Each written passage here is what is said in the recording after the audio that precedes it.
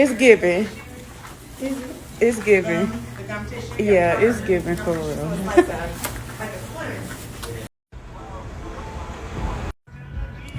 Cause this is my birthday, bitch. And I am 28. I will smack a big bitch. What that bitch wanna do, I'll send you right to the Lord.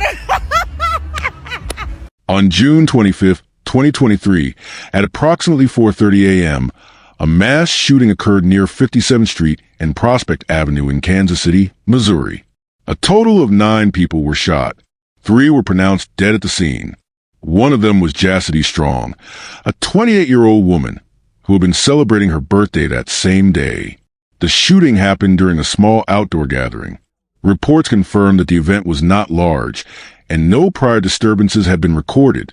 According to initial findings, multiple shots were fired in rapid succession. Witnesses fled. Law enforcement arrived shortly after and found 3 individuals dead and 6 injured. No suspects were arrested at the scene. No firearm was recovered immediately. Investigators did not release any known motive or potential suspects to the public. Surveillance footage from nearby areas was not made available at the time. Jasity Strong was not known to law enforcement. She was a certified nursing assistant enrolled in school to become a registered nurse. She had no public conflicts or known criminal ties. The 2 other deceased victims were identified as 22-year-old Nico Manning and 27-year-old Cameron Brown. The 6 injured individuals survived. Their names and current conditions were not made public. To date, the case remains open. No charges have been filed. The Kansas City Police Department is continuing to investigate. They are asking anyone with information to contact the TIPS hotline. This is a full story of every move, every brutal detail. If you're captivated by real crime stories that peel back the layers of truth, make sure to hit that subscribe button. Your support means the world to us as we uncover real cases, raise awareness, and give a voice to the voiceless. Before we dive into today's story, we want to hear from you. Where are you tuning in from? And how do you feel as the story unfolds?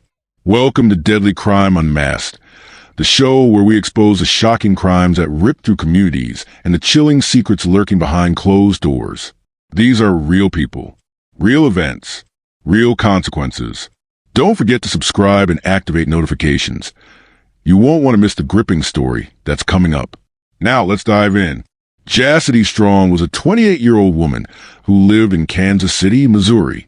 At the time of her death, she was a mother, a certified healthcare worker, and a student preparing to take the next step in her medical career. She was born and raised in Kansas City. Her daily life revolved around family, education, and work.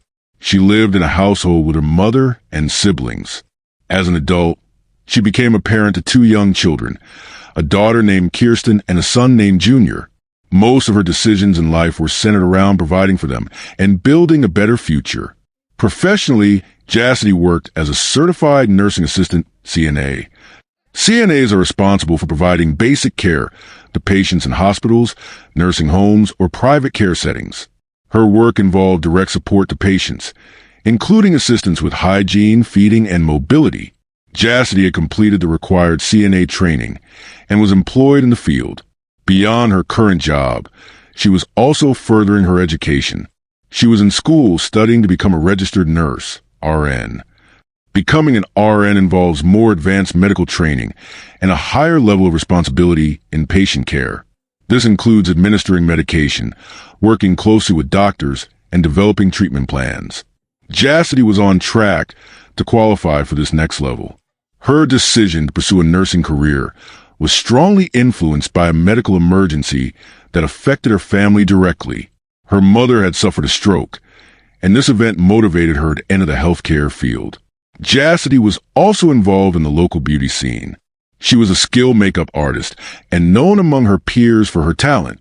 She was active in local beauty competitions and was recognized for her work. In fact, she became a semi-finalist in a local People's Choice Award, where members of the community voted for beauty professionals and influencers. This recognition helped raise her profile locally. Outside of her jobs and school, Jassity had responsibilities within her family. She helped take care of her household, including her mother and siblings. She provided support where needed and was considered dependable. Family members describe her as someone who stepped up when others couldn't. Her reputation in the neighborhood was consistent. She was seen as friendly, reliable, and easy to get along with. She didn't have a record with the police and had no known criminal history. She also wasn't involved in any known disputes or gang activity. Friends and neighbors didn't know of anyone who would want to harm her. There were no known enemies or ongoing conflicts in her life at the time. She had an online presence, mainly through social media, where she showcased her beauty work and her CNA experiences. Her followers were mostly local, and she used the platforms to promote her goals and creative skills. She did not appear to be controversial or involved in any online conflicts. From the information available, Jasity Strong was a law-abiding citizen focused on family, work, and education. She was not known to participate in risky or illegal behavior. Most of her time was spent between her home, work shifts, and school. She also found time to develop her side business in makeup, building a client base. Her children, Kirsten and Junior, were central to her life. She managed parenting duties while studying and working. People close to her said she maintained a schedule that allowed her to balance all these areas. She used her CNA job to pay for her education, household needs, and anything her children required. Jassity's plan for the future was simple. She wanted to complete her RN training, secure a stable nursing job, and expand her beauty brand in her free time. She also had long-term goals of moving to a bigger house and providing a stable environment for her kids. She wasn't married or in any publicly known relationship at the time of her death. On the evening of June 24th, 2023, a birthday party was planned in Kansas City, Missouri, near the intersection of 57th Street and Prospect Avenue. The celebration was for Jasity Strong, who had just turned 28 years old. She had invited a group of family and close friends to join her for the occasion. The gathering was held outdoors, in a space familiar to those who live in the area. It was not a large public event, but more of a casual party among people who knew each other. Music was playing from speakers, and people were standing around or sitting in small groups, talking, eating, and drinking. Some brought their own refreshments. The mood was described as calm and social. There was no sign of conflict or confrontation early in the evening. As the night continued, people came and went. Some guests stayed for only a short while others remained throughout the night.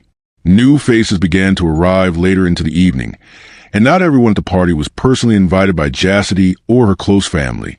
It is believed that word of the party spread, and people from nearby neighborhoods started to appear. Some of these individuals were not known to Jassity or her close circle. By midnight, the crowd had grown. There were now more people than originally expected. Still, no reports of arguments or visible tension had been made at this point. Witnesses later stated that the atmosphere remained relatively peaceful. Conversations continued, music played, and some guests were dancing or recording videos on their phones. As the night moved into the early morning hours of June 25th, some guests began preparing to leave. A few cars were pulling away. Others were still arriving. The location remained active and crowded. Police would later estimate that there were dozens of people at the scene by 4 a.m.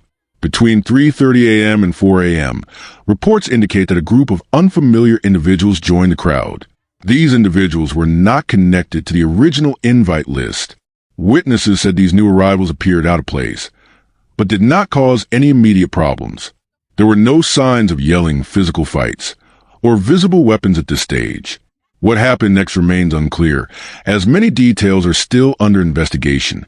However, law enforcement believes that a disagreement may have occurred either among the newly arrived group or between them and some partygoers. This potential dispute did not escalate publicly. No one at the party reported hearing an argument, loud voices, or aggressive behavior before the violence started. At 4:30 a.m., gunfire erupted during a birthday gathering held near the intersection of 57th Street and Prospect Avenue in Kansas City, Missouri. The event was taking place to celebrate the 28th birthday of Jasity Strong. The gathering had lasted through the night and into the early morning hours. Around this time, most guests were still present, and some were starting to leave. The shooting happened without warning. According to multiple witnesses, the gunfire began suddenly. There was no announcement, argument, or visible altercation. Leading up to the incident, people reported hearing several rounds of shots, suggesting that more than one firearm was discharged during the event. Witnesses did not clearly see who started the shooting, and many stated that everything happened very quickly. When the shots were fired, chaos broke out. Partygoers immediately ran in different directions, seeking cover. Some dropped to the ground, others hid behind vehicles, and many tried to flee the scene on foot. Eyewitnesses said the number of shots fired caused confusion and panic, and it was difficult for people to understand where the gunfire was coming from. Shortly after the gunfire ended, police were called to the scene. Responding officers arrived to find a chaotic situation. Several people were on the ground, some wounded and some already deceased. Emergency medical services were called in to assist the victims. Authorities immediately secured the area and began managing the crowd while checking for active threats. 3 individuals were confirmed dead at the scene. One of them was Jasity Strong, the woman whose birthday was being celebrated. She was pronounced dead at the scene from a gunshot wound to the head. 2 other victims who were also found dead were identified as 22-year-old Nico Manning and 27-year-old Cameron Brown. In addition to the 3 confirmed fatalities, police reported that at least 6 other individuals sustained injuries due to the gunfire. The injured victims were transported to nearby hospitals for emergency treatment. Their names and conditions were not immediately released to the public. At the scene, police found evidence indicating that multiple firearms were used. Bullet casings were recovered from different areas of the crime scene, suggesting that more than one shooter may have been involved. However, the exact number of weapons used was not confirmed at the time.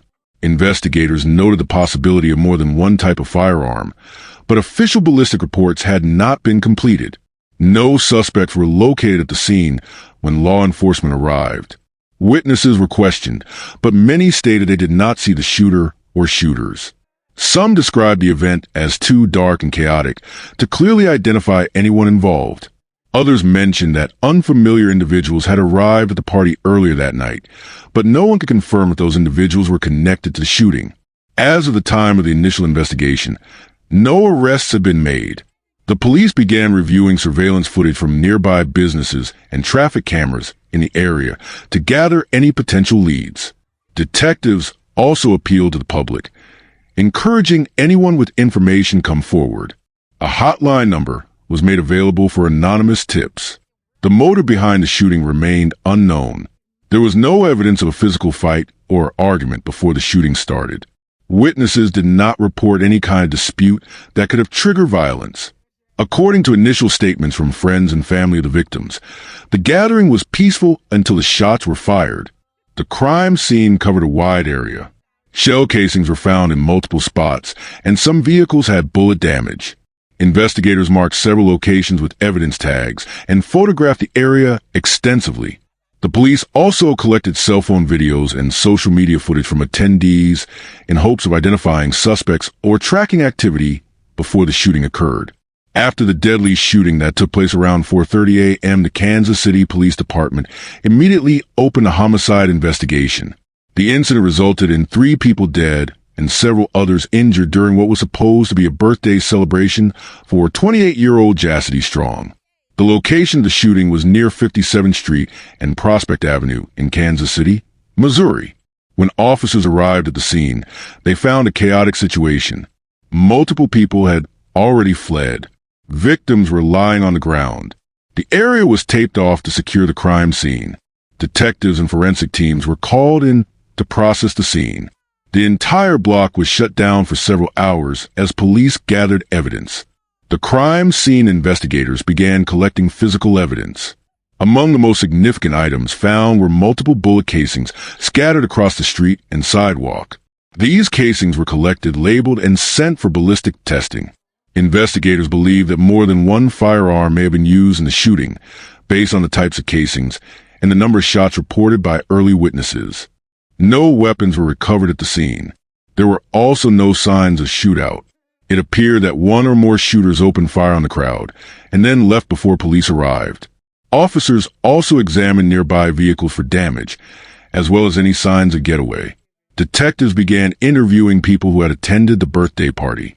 Some witnesses were injured and taken to the hospital, while others stayed on site or returned later. Several individuals gave basic accounts of what happened. That gunfire started suddenly, and people began running in all directions. However, many witnesses were reluctant to speak in detail. Some claimed they did not see who fired the shots. Others said they were confused by the sudden chaos. A few left before police arrived and were later contacted through family or social media. Investigators faced early difficulties getting clear, detailed, and cooperative statements. Detectives canvassed nearby businesses and residences for surveillance cameras that might have recorded the shooting or those responsible. A few locations had exterior security cameras. Any footage that covered the street, sidewalks, or traffic flow during the early morning hours of June 25th was collected and reviewed. Police analyzed the videos for the presence of suspicious individuals, vehicles arriving or leaving, or any clear view of the shooting. As of now, authorities have not released any public information about what, if anything, was seen on camera. No suspect images or descriptions were made available. Several factors made this case hard to solve from the beginning. The first was a lack of eyewitness cooperation. Even though many people were at the party, and several were present during the shooting, few were willing or able to provide solid leads. Fear of retaliation, shock, or a lack of knowledge about the shooter may have played a role. The second issue was the absence of a clear suspect. No arrests were made in the days following the incident. Investigators could not link any one person to the crime scene based on physical evidence, video, or testimony. A third major challenge was the large number of attendees at the gathering. The more people involved, the harder it became to identify who belonged, who was invited, and who might have been responsible. Conflicting accounts and the movement of people during the event made reconstruction difficult. Due to these roadblocks, KCPD issued a public appeal asking for tips. Police encouraged anyone with information, video, or first-hand knowledge to contact the department or submit an anonymous tip through Crime Stoppers.